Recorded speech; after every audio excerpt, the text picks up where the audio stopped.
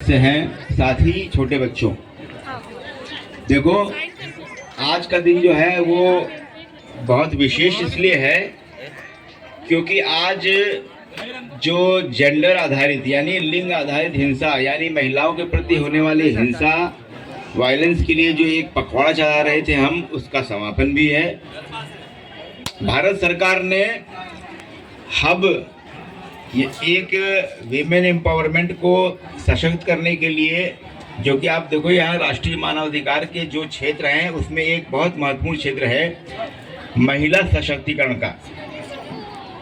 तो उसके लिए भारत सरकार ने एक हब बनाया है जिसके माध्यम से बहुत सारी सर्विसेज महिलाओं को प्रोवाइड की जाती हैं। जो घरेलू हिंसा से पीड़ित महिलाएं हैं उसके लिए वन स्टॉप सेंटर बनाया है। ये वन स्टॉप सेंटर हमारा छावनी में चलता है, एक महू में चलता है, दो अन्य भारत सरकार ने स्वीकृत किए हैं जो कि क्रमशः लसूड़िया और सांवेर में संचालित होंगे।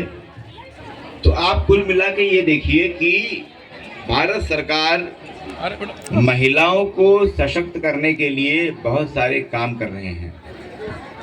इसमें एक एक्ट आता है, पॉश एक्ट भी आता है। क्या इधर जो लोग खड़े हैं, पॉश एक्ट का आप लोग जानते हैं क्या मतलब होता है? अगर किसी को पता है कि पॉश एक्ट क्या, जरा हाथ ऊपर करो जरा।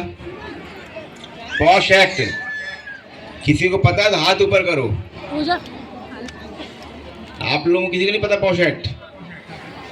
भाई, कार्यस्थल पे महिलाओं के यौन उत्पीड़न को रोकने के लिए पॉश एक्ट बना है, यानी prevention from sexual harassment of women. ये 2013 में भारत सरकार ने एक्ट बनाया है। ये एक्ट क्यों बनाया? और 2013 हमें आज़ादी मिली 1947 में, एक्ट बना 2013 में, जबकि महिलाएं लंबे समय से विभिन्न संगठनों में, चाहे वो सरकारी संगठन हो या गैर सरकारी संगठन हो, उनमें काम कर रही थी। बहुत सारी घटनाएं होती थी, अनरिपोर्टेड हो जाती थी। इसके लिए फिर बाद में उन्होंने जो है 1992 में एक भंवरी बाई थी राजस्थान में, आंगनवाड़ी कार्यकर्ता, उसने बाल विवाह को रोकने के संबंध में गतिविधियां की। तो गांव के जो अन्य लोग थे उन लोगों ने बहुत विरोध किया उसका और उसको बहुत प्रताड़ना की, बहुत ज़्यादा उसके साथ गंदा सलूक किया।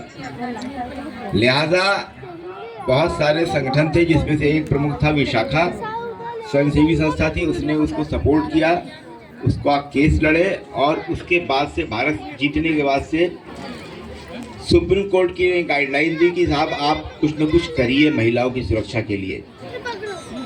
और विशाखा गाइडलाइंस फिर आई। उसके बाद से 2013 में यानी 92 से 13 तक का सफ़र तय करना पड़ा महिलाओं को कार्यस्थल पे यौन उत्पीड़न को रोकने के लिए। ये भी एक प्रकार की हिंसा है।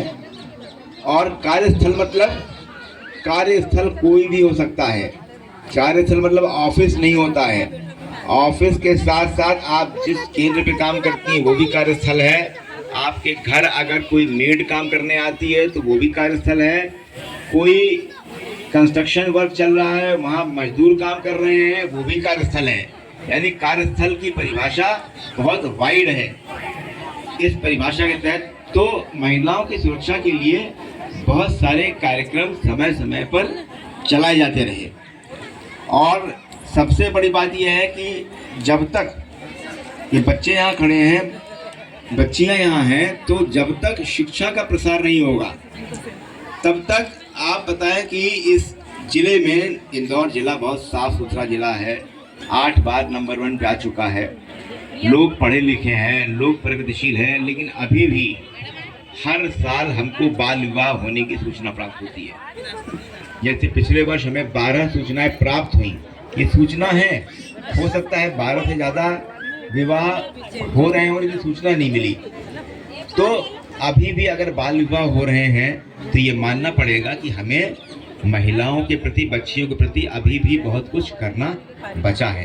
भारत सरकार ने एक बेटी बचाओ बेटी पढ़ाओ स्कीम शुरू की कि बेटियों को बचाओ। मैं बताऊं आपको कि इंदौर का जो हर बार डेटा सर्वे होता है, NHFS 4 एक होता है, नेशनल फैमिली हेल्थ सर्वे होता है, उसमें सेक्स रेशियो एट बर्थ यानी जन्म के समय जो लिंगानुपात होता है वो 849 के आसपास का था। बड़ा गंभीर प्रकरण था कि साहब भ्रूण में ही ये जांच करके कि ये लड़की है कि लड़का है उसकी हत्या हो जाती थी। एक कट साहब आए थे, नरहेली साहब आए थे, उन्होंने एक लाडली करके एक सॉफ्टवेयर डेवलप किया और आज वो हर सोनोग्राफी सेंटर में लगा हुआ है। हर सोनोग्राफी सेंटर जो भी सोनोग्राफी करता है उसकी हमको रिपोर्ट भेजता है और हम ये क्रॉस चेक करते हैं अपने परियोजना अधिकारियों के माध्यम से कि वो महिला जो सोनोग्राफी कराई थी, जिसको एक लड़की पहले हो चुकी है और सेकेंड बार वो प्रेग्नेंट हुई है, तो क्या वो अपनी प्रेगनेंसी को सस्टेन कर रही कि नहीं कर रही है, अभी भी प्रेगनेंसी बरकरार है कि नहीं है। ऐसा तो नहीं कि कहीं किसी डॉक्टर के चक्कर में पड़ के कहीं परिवार के दबाव में आके उसने अपना एबॉर्शन करा लिया हो। ये प्रोग्राम चला, काफ़ी रेगुलर चला, अच्छे से चला और NHFS 5 का जो डेटा आया उसमें सेक्स रेशियो एट बर्थ में बहुत अच्छी प्रगति आई। लगभग 980 के आसपास वो सेक्स रेशियो एट बर्थ हुआ। तो आप ये देखिए कि जब तक योजनाएं बनती हैं लेकिन उनका क्रियान्वयन अगर प्रभावी तरीके से नहीं होगा तब तक हम महिला सशक्तिकरण हो या बच्चियों की सुरक्षा की बात हो या महिलाओं की सुरक्षा की बात हो, बेटियों को पढ़ाने की बात हो, हम सुनिश्चित नहीं कर सकते। हमें अपना माइंडसेट परिवर्तित करना होगा और परिवर्तित माइंडसेट के साथ ही हम एक नए और सशक्त भारत का निर्माण कर सकेंगे। आज इस कार्यक्रम में आप सभी आए, मुझको बुलाया, मैं सभी को बहुत हृदय से धन्यवाद देता हूं और अपनी बात को ही विराम देता हूं। बहुत बहुत धन्यवाद।